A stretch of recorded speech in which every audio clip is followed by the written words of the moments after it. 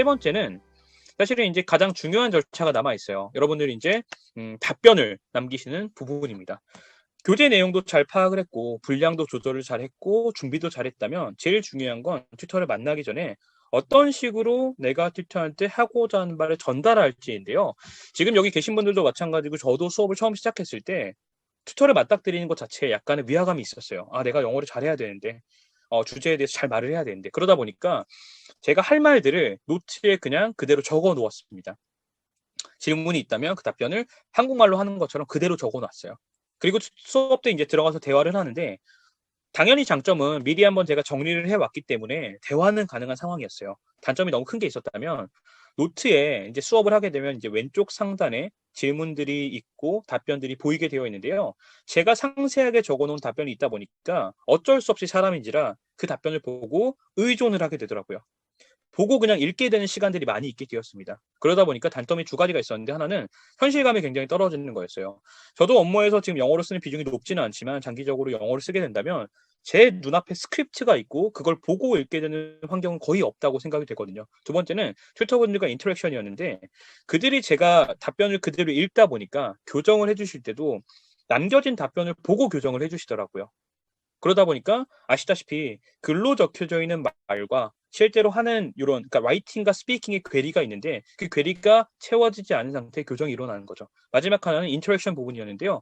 튜터분들이 제가 하는 말들 내용을 글로써 다 알고 있으니까 그 상호작용 자체가 조금 매끄럽지 않은 경우가 있었어요. 이미 그 내용들 다 알고 있다 보니까. 그래서 혹시라도 제가 말했던 이런 줄글로 남겼을 때 아쉬움을 느끼셨던 분들이 있다면 그 방법이 나쁘다는 건 전혀 아니고요. 아쉬움을 느끼신 분들이 있다면 한 세 가지 정도 답변 작성 방법을 소개해 드려 보겠습니다. 첫 번째는요. 구조화된 답변을 작성하는 방법인데요.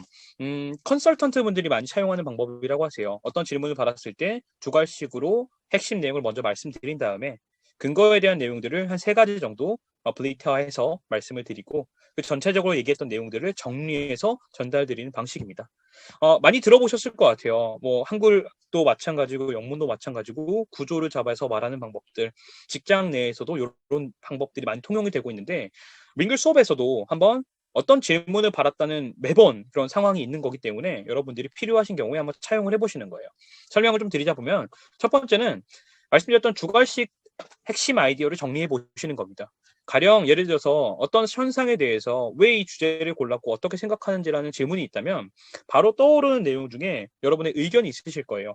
상세하게 한 두세 줄 정도는 적어주시는 거예요. 이유 중에 하나는 아무리 영어를 잘하시는 분들도 낯선 상황과 그리고 또 여러분들이 그 주제에 대해서 잘 알지 못할 때 질문을 받게 되면 당황해서 처음에 시간을 좀 허비하게 되는 경우도 생긴다고 하시더라고요. 그래서 그런 부분을 좀 줄이고자 두 줄, 세 줄 정도의 시작하는 문장을 참고하시면서 명확히 답변을 시작하시는 겁니다. 말리지 않고 바로 들어가시는 거고요.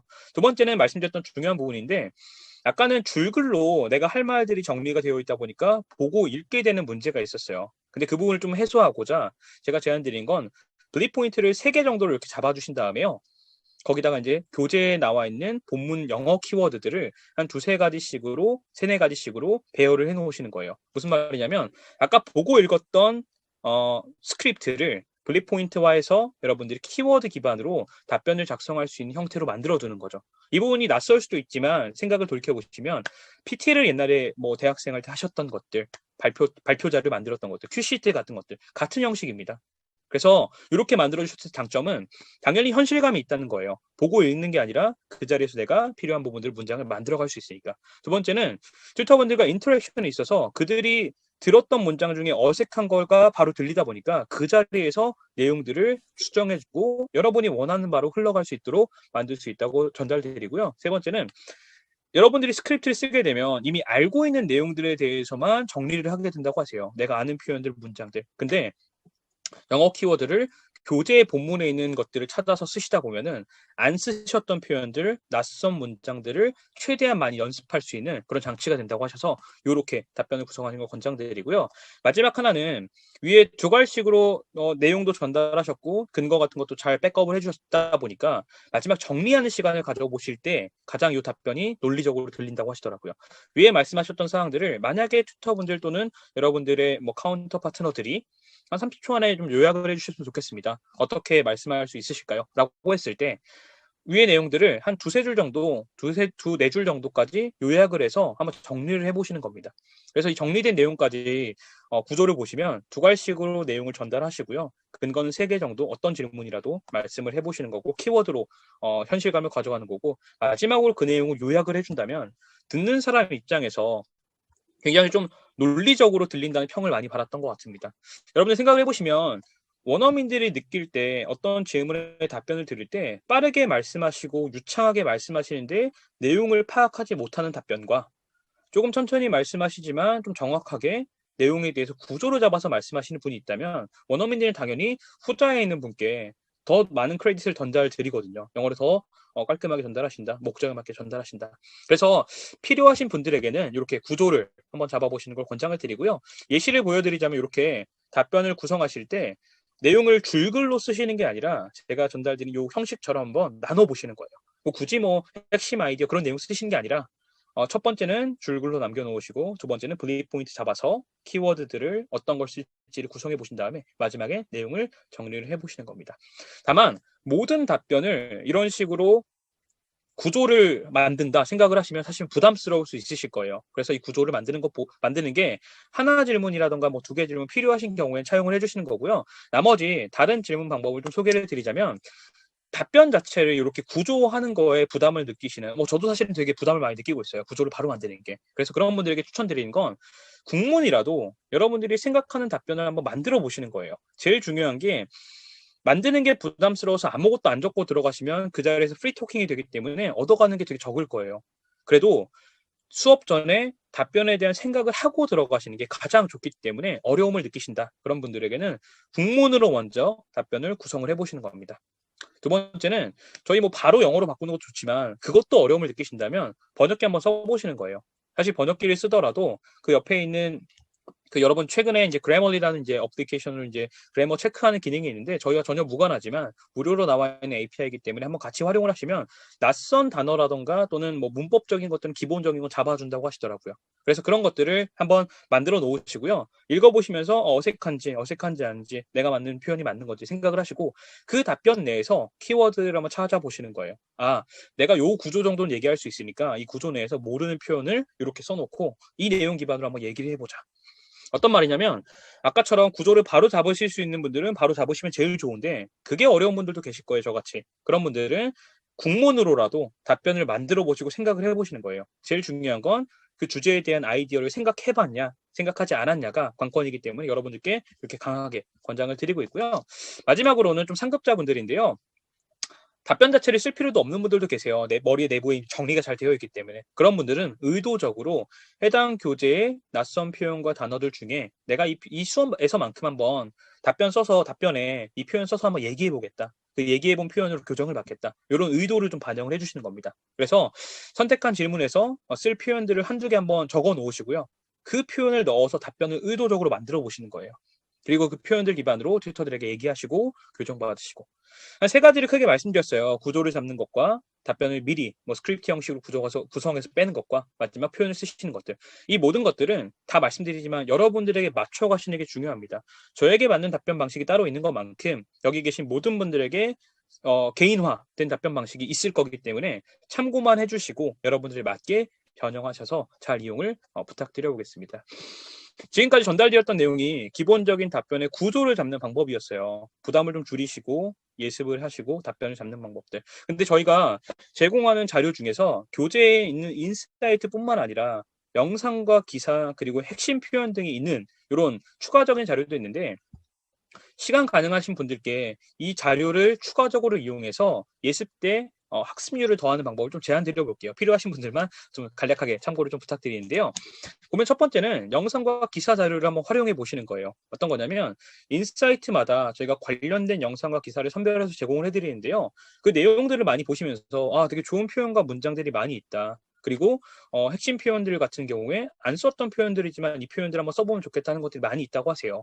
그런데 여러분들 중에서 지금 현재 상황에서 혹시 일정 수준 이상의 영어는 구사할 수 있으나 늘 제한된 표현과 반복된 내용들만 말씀하셔서 어려움을 느낀다면 사실은 백이면 백 튜터분들이 주시는 피드백 중에 하나가 단어의 수준 자체가 지금 한 단계, 두 단계 더 필요한 경우가 많이 있다라고 해주세요. 근데 그런 피드백을 저도 많이 받고 있는데, 그런 상황에서 제가 생각한 게, 그러면 사전이라던가 단어 표현을 외워야 되나 생각했을 때 튜터분들도 권장 주시지 않더라고요. 뭐냐면 특정 단어와 문장과 표현이라던가 그런 구문 같은 것들은 어떤 문맥과 상황 내에서 어우러졌을 때 여러분들에게 온전하게 전달되는 뉘앙스라던가 함축적인 표현들이 있는 건데, 그것들을 따로따로 하나씩 외운다면은 실제 스피킹에 적용할 확률이 많이 없다고 하시더라고요. 연구 결과상 수많은 튜터분들과 인터랙션 했을 때. 그래서 제안드리고자 하는 게, 어차피 링겔 교재를 가지고 예약을 하고 예습을 한 상황이라면 저희가 제공해드린 표현과 영상 기사에 나왔던 것들을 한번 구글 노트에 작성하시면서 문장을 만들어 보시면서 한번 단어를 학습해 보시는 거예요. 그래서 한번 설명을 드리면, 제가 제안드렸던 이 표현과 문장들은 금방 쉽게 찾을 수 있으실 거고, 괜찮은 표현과 문장들 수업 전에 예습 화면에 있는 구글 노트에 붙여 넣으시는 거예요. 그 다음에 제일 중요한 게, 여러분이 그 단어와 표현으로 미리 한번 장문을 해보시는 겁니다. 왜 장문이 중요하냐면, 예문들을 그냥 보고 이게 이런 뜻이구나 하는 게 아니라, 여러분이 그 단어를 가지고 어떤 식으로 사용할지 생각해 보시는 그 절차가 굉장히 많은 도움을 준다고 하시더라고요. 두 번째는 그 장문한 문장을 보고 그냥 끝내는 게 아니라, 왜냐하면 그 장문이 맞는지 틀린지 확인할 수가 없잖아요. 실제 수업 때 한 3분 정도만 이 표현 확장의 니즈가 있다면 할애해서 튜터한테 물어보시는 거예요. 이게 내가 수업 전에 장문해 놓은 문장인데 튜터가 보시기에 이 문장이 어색한지, 어색하다면 다른 표현으로 교정을 좀 해달라고 말씀을 주시는 거고요. 잘 썼다고 칭찬받을 경우도 있어요. 그럴 경우에는 이 잘 쓴 표현을 다른 표현으로 쓸 수 있는 것들 제안을 한번 해달라고 하시는 겁니다. 이런 사이클들을 여러분들이 두 문장, 뭐 세 문장, 네 문장, 여러분들 그리고 저희 표현과 기사뿐만 아니라 업무상에서 쓰시는 표현들이라던가 아카데믹하게 라이팅 썼는데 이게 맞는 표현인가 하는 아리까리한 표현들도 있으시잖아요. 그런 것들을 수업 전에 노트에다가 미리 한번 계속 작성을 해보시는 거예요. 튜터를 만났을 때 이런 식으로 교정을 받아서 얻어가는 표현들도 중요하지만, 여러분들이 수업 전에 어떤 표현과 문장들을 교정받고 싶으신 건지, 내가 지금 어떤 부분에 약점을 가지고 있는 건지 미리 한번 파악을 해보시는 그 액션들이 쌓이다 보면은 수업하는 횟수가 느는 거에 비례해서 표현들이 많이 확장된다고 하시더라고요. 제일 중요한 건 원어민을 만났을 때 그 표현에 대한 교정을 받으신 감각도 같이 가져가시는 거죠. 그래서 제가 여러 수강생분들을 만나 뵀었고 성공 사례들을 배웠는데 되게 달랐어요. 성공했던 그 이유들이. 다만 공통점이 딱 하나가 있다면, 수업 전에 그냥 단순히 패시브하게 어떤 답변만 작성한 게 아니라 노트에다가 얻어가고자 하는 바들을 많이 적어 오시더라고요. 이 표현을 한번 써보고 싶다. 이 문장이 맞는지 확인하고 싶다. 지금 상황이 어떻게 쓰는지 모르겠다. 어떤 말이냐면 굉장히 프로액티브하게 튜터분들과 인터랙션 하시고자 노력하셨던 분들이었던 것 같습니다. 작은 팁이지만 여러분들이 수업을 대하는 태도라던가 방향성에 있어서 액티브함을 가져가시는 게 가장 중요하다고 말씀을 드리고요. 그 이유 중에 가장 중요한 점이 뭐냐면, 저희와 튜터들이 가장 다른 점을 한번 생각을 해보시는 거예요. 그들은 원어민이기 때문에 네이티브의 감각을 가지고 있습니다. 그냥 문장이 어색하면 보일 때 이거 어색한데 느낄 수 있는 건데, 저희는 사실은 공부를 하는 입장이고 제2 언어로 배우고 있다 보니까 그 감각들을 바로는 가질 수 없다고 하세요. 그렇기 때문에 튜터분들에게 그 감각들을 최대한 많이 물어보시는 거예요. 이게 이 상황과 문맥에 맞는 건지, 원어민 관점에서 이 표현이 어울리는 건지, 그 감각들을 최대한 뽑아내시는 쪽으로 수업을 설계하시다 보면 얻어갈 수 있는 게 굉장히 많지 않을까 생각을 해서 이렇게 좀 권장을 드렸었고요. 두 번째 이제 추가적인 팁을 한번 전달드리자면은, 영장문 쪽에 있어서 여러분들 업무하실 때 또는 아카데미아에 계실 때 스피킹만 하는 게 아니라 장문을 같이 병행하는 분들도 많이 계시다고 하세요. 왜냐하면 뭐 컨퍼런스 콜이라던가 딜을 하는 걸 말로만 하는 게 아니라 이메일을 쓰시거나 장문을 하는 경우도 많이 있기 때문이죠. 그래서 혹시 그런 니즈를 가진 분들이라면 링겔 교재가 제가 계속 설명드렸던 것처럼 국문 버전과 영문 버전으로 나뉘어 있는 경우가 많이 있습니다. 그래서 국문 버전 교재 중에 괜찮은 표현과 문장이 있다면 똑같이 노트에다가 한번 국문 버전 교재를 붙여 넣으시고요. 이 붙여 넣은 교재에 있는 국문 버전을 보고 여러분이 알고 있는 표현과 문장으로 장문을 한번 해보시는 거예요. 같은 이치인 거죠. 왜냐하면 그 표현과 문장을 봤을 때 내가 만든 문장과 그리고 영어 버전에 있는 그 교정본에 있는 내용을 한번 보시면서 그 두 가지를 비교를 해보시는 거예요. 그랬을 때 많이 느끼시는 것들 중에 하나가, 내가 장문한 문장보다 원어민이라던가 번역가가 쓴 문장이 조금 더 프로페셔널해 보인다. 그래서 셀프 코렉션을 해보시는 거예요. 쓴 문장을 바꿔보시는 거죠. 그리고 그렇게 두 문장 정도를 필요하신 경우에 튜터를 만났을 때 장문한 문장에 대해서 한번 교정해달라고 요청을 해보시는 겁니다. 그때 가져가신 감각은 왜 원어민이 내가 쓴 문장을 어떤 포인트에서 어색한지를 한번 보시는 거예요. 그래서 그 감각들을 계속 쌓아가시다 보면 자연스럽게 여러분이 장문할 때도 이때 한번 어색하다고 지적받았으니까 다르게 한번 써볼까?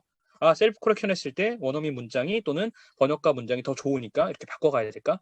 문장에 대한 학습을 이렇게 해주신다면 사실은 스피킹과도 결부가 되는데요. 여러분 아시겠지만 지금 여러분이 시간을 써서 장문을 할 수 있을 때 만들 수 있는 문장의 한계가 스피킹의 한계와 맞닿아 있다는 점 동의가 되실 거예요. 무슨 말이냐면 지금 시간 충분히 써서 만들 수 있는 문장의 끝이 여러분이 말로써 할 수 있는 문장의 끝과 맞닿아 있다는 거죠. 다만 생각을 잘 해보시면 장문은 시간을 충분히 가질 수 있는 거죠. 근데 스피킹은 시간을 충분히 가질 수 없고 바로 나와야 하는 영역이기 때문에 훈련과 익숙해짐이 포함되어야 돼서 장문 실력에 비해 한 50% 정도밖에 많게 70% 정도밖에 발휘를 못한다고 하세요. 그렇기 때문에 지금 단계에 여러분들이 계실 때 스피킹 실력을 더 키워야 된다 하시는 분들은 다르게 말하자면 장문의 한계점을 늘려놓으셔야 된다는 것과 마찬가지라고 하시더라고요. 그래서 잘 생각해 보시면 스피킹만 계속 연습하셨을 때 한계를 부딪히신 분들은 사실은 장문 자체를 늘리셔가지고 스피킹 할 수 있는 범위를 늘리시는 방법도 한번 제고를 부탁드려 보겠습니다. 그래서 링글 수업 같은 경우가